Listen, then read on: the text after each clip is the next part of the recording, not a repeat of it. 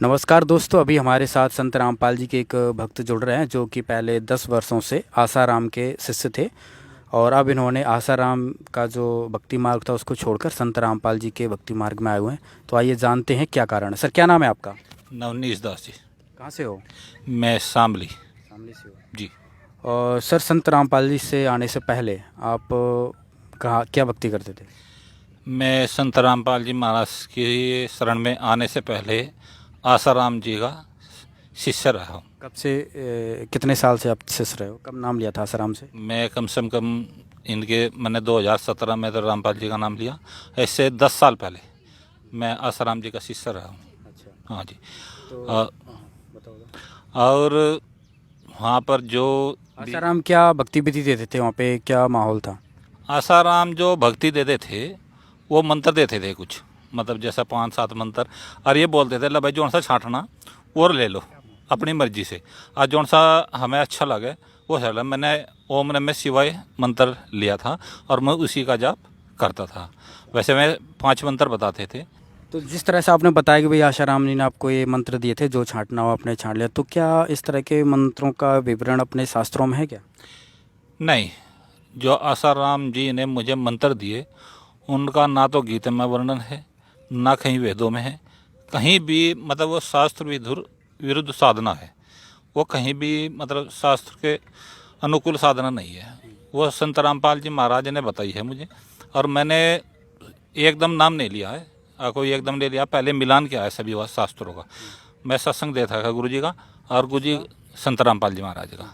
और जी उसके जो गुरु जी बताते थे, मैं अपनी गीता में कुरान में मतलब जैसा घर में रखी रहे, सबके हिंदू समाज से मैं बिलोंग करता हूँ, तो उसमें मुझे मैं गीता है मेरे पास, वो उसमें मिलान करता था।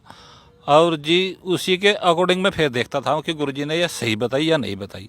मुझे एक चीज़ का पहले से ज्ञान था कि ब्रह्मा जी को श्राप है, लेकिन मुझे ये नहीं बताया किसी ने भी ब्रह्मा जी को श्राप क्यों है। मैंने आसाराम जी से पूछा कि ये इसको ब्रह्मा जी को श्राप क्यों है, तो उन्होंने बातों बातों में डाल दिया, और बच्चा फिर पूछना कभी, मुझे बताया नहीं। तो लेकिन मैंने जो फिर संत रामपाल जी महाराज की ज्ञान गंगा पढ़ी, 30 पृष्ठ पे 30 पेज पे, ज्ञान गंगा के 30 पेज पे लिखा हुआ है ब्रह्मा जी को श्राप। उसमें मैंने पढ़ा कि ब्रह्मा जी को श्राप किस लिए है। उसमें मुझे पता लगा कि हाँ ये चीज़ इस चीज़ के लिए यार, मैं जो वही ये दिल में अट्रैक्शन वहीं से पैदा हो गया। मैं कहा भाई ये चीज़ जो बता रहे हैं आसाराम जी ये गलत है, संत रामपाल जी बता रहे हैं ये सही है। हाँ जी। तो आपने 10 साल जो भक्ति की है, तो वहाँ पे और क्या भक्ति विधि थी, क्या क्रियाएं थी, क्या था वहाँ का माहौल? क्रियाएं वहाँ पर लूट खसोट, क्रिया तो मतलब वो मान लो लूट तो वो मंत्र दे दिया लो भाई छांट लो, लेकिन वहाँ लूट खसोट बहुत ज़्यादा थी। किस तरह की लूट खसोट? इस तरह की जैसे मैं हरिद्वार गया था नाम दीक्षा लेने के लिए शुरू में, और जी वहाँ पर मैंने जैसा इकट्ठ जन समुदाय होता ही है, तो वहाँ पे जो खाना की व्यवस्था थी तो सब पे पैसे दिए जा रहे थे। मतलब 110 रुपये की एक प्लेट खाने की, दो टॉफ़ी लेंगे उसमें 20-25 टॉफ़ी वो कंपलसरी की रखी थी। अगर जो नाम दीक्षा लेगा उसको ये जरूर खरीदनी पड़ेगी। नाम दीक्षा का जो मंत्र है वो भी खरीदना पड़ेगा, और जी एक हाथ में घाल लेते हैं उसको, वो भी खरीदना पड़ेगा। एक आसन था वो भी खरीदना पड़ेगा। वहाँ कोई चीज़ फ्री नहीं है। हाँ जी। तो वहाँ से पैसों में सारी चीज़ें आपको देते हैं? बिल्कुल। संत रामपाल जी महाराज जी के यहाँ पैसे लिए गए थे क्या आपके? जी नहीं, परमात्मा के जब मैंने नाम लिया, मैंने सहारनपुर से नाम लिया था, और जी वहाँ मेरे से कोई पैसा नहीं लिया। मेरे पे ये भी नहीं, मतलब महाराज जी का तो ऐसा है कि मैं कोई भी बंदा चला जाए अमीर गरीब वहाँ उनके लिए सब समान है। जब मैं आसाराम के उसमें रहा तो मेरे गुरुजी जेल में चले गए थे।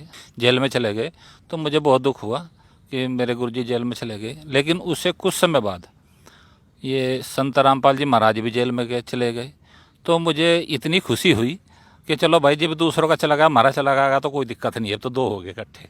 मुझे उससे आया, लेकिन आज मैं उस दिन को पछता रहा हूँ कि मेरे मुंह से ऐसे वर्ड निकले।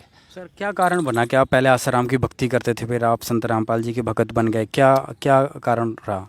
मैं पेशे से इलेक्ट्रीशियन हूँ, प्लम्बर इलेक्ट्रीशियन दोनों काम करता हूँ। और मेरे एक मित्र थे राकेश प्रधान जी, भावखेड़ा, और मैं उनके वहाँ काम करने चला गया। वो थे संत रामपाल जी के महाराज के शिष्य। तो उन्होंने एक पुस्तक दी मुझे, ज्ञान गंगा, ले ये पढ़ना, नवनीत, मेरा नाम नवनीत है, और ये पढ़ लेना। मैंने घर आया और वो पुस्तक ऐसे फेंकी जैसे कोई कबाड़ हो, ऐसे करके मैंने फेंक दी। तो मैं 15 दिन बाद फिर गया उनके पास, अरे भाई वो पुस्तक पढ़ी, आना जी, आला 20 रुपये दे। पहले वो फ्री दी थी मुझे उन्होंने, मेरे 20 रुपये दे। मैं कहा क्या करो यार, 20 रुपये दे। मैंने 20 रुपये दे दी, अल्लाह या पुस्तक पढ़िए। तो मैं 30 ही पेज पढ़ पाया था, ज़्यादा नहीं, आगे नहीं पढ़ी। 30 ही पेज पढ़ गया। 30 ही पेज में मेरी बुद्धि ने काम करना बंद कर दिया। मैं सोचने लगा आसाराम जी क्या बताते हैं और संत रामपाल जी क्या बता रहे हैं, मैं कंफ्यूज हो गया। तो मैंने वहीं से ही फिर सत्संग देखना चालू किया, और सत्संग देखते देखते आज का ही दिन है, मैं संत रामपाल जी महाराज की शरण में आ गया। संत आशाराम से जब आपने नाम दीक्षा ली थी तो वहाँ पे कोई आपको भक्ति करते हुए कुछ लाभ हुआ था, कुछ ऐसा महसूस हुआ था कि भाई इसकी भक्ति में शक्ति है, कुछ लाभ हुआ? नहीं, लाभ की तो यह है, मैं संपन्न परिवार से बिलोंग करता हूँ, ज़्यादा खास ऐसा कोई हमें महसूस दी नहीं, क्योंकि हम देवी दावी सबको मान लेते हैं, देवा पितरों, देव पिता जो भी अपने हैं इनको सबको मानते थे। ऐसा हमें कोई ज़्यादा वहाँ आराम नहीं हुआ। लेकिन मेरी भगत में थी, जो मेरी मिसिज है वो बीमार थी, और जी वो उसकी दवाई 8 दिन की दवाई 500 रुपये की पड़ा कर थी। और मैं उसमें मतलब घर को ने भी हाथ झाड़ने चालू कर दिए थे। जब अगर पैसा कहीं टूटने लग जा तो घर के उसे करने का भाई तेरा तो खर्चा बहुत है, तो अलग ही रहो। तो मुझे अलग भी कर दिया था मेरे घर को ने। तो एक आपकी पत्नी कब से बीमार थी? ये नाम ले लेगा कम से कम 7 साल पहले तक मतलब आशाराम के उसमें ही। अच्छा जी, तो वहाँ पे कुछ फ़ायदा नहीं हुआ आपकी पत्नी? कुछ फ़ायदा नहीं हुआ। और जी मुझे संत रामपाल जी की शरण में 1.5 साल बाद आहिस्ता आहिस्ता, मतलब जैसा दवा घटने लगी, आज 400 की आई, 200 की, 300 गई, आज फिर एक दिन ऐसा आया आज कोई दवाई नहीं खाती मैं। अच्छा, मतलब आपकी पत्नी भी नाम दीक्षा ले रखी संत रामपाल? जी जी जी, पूरा आज परमात्मा की दया से पूरा परिवार जुड़ा हुआ है। अच्छा जी तो संत रामपाल से नाम दीक्षा लेने के बाद फिर आपको भक्ति में जो लाभ मिले आपको? जी जी, मुझे भक्ति में बहुत लाभ मिले। बंदी छोड़ सतगुरु रामपाल जी महाराज ने इतनी दया बख्शी है, मैं कहता हूँ हर परिवार पर अपनी रजा। सर एक चीज़ बताइए, गीता में लिखा हुआ है कि भाई परमात्मा के एक परमात्मा की भक्ति करनी चाहिए, है ना, और वेदों में भी लिखा है, लेकिन संत आशाराम के तो सभी देवी देवताओं की भक्ति करते हैं। नहीं, मैं सभी की मतलब एक उसका एक रीज़न है, मगर हम अभी मैं एक डॉक्टर की मिसाल दूंगा। अगर हम एक डॉक्टर के पास जाएं और हमें एक डॉक्टर ये कह दे ले भाई ये 7 खुराक या 8 खुराक रखी, इनमें से एक छांट ले और तू, मुझे बुखार है तो ठीक हो जाएगा, है तो वो दर्द की, बुखार कहाँ से ठीक हो जाएगा? बुखार नहीं ठीक होगा। जब तक हमें बुखार की दवा नहीं मिलेगी तो बुखार उतर ही नहीं सकता। तो आसाराम जी वो भक्ति नहीं बताते जो संत रामपाल जी महाराज। संत रामपाल जी महाराज वेदों के अनुसार भक्ति बताते हैं।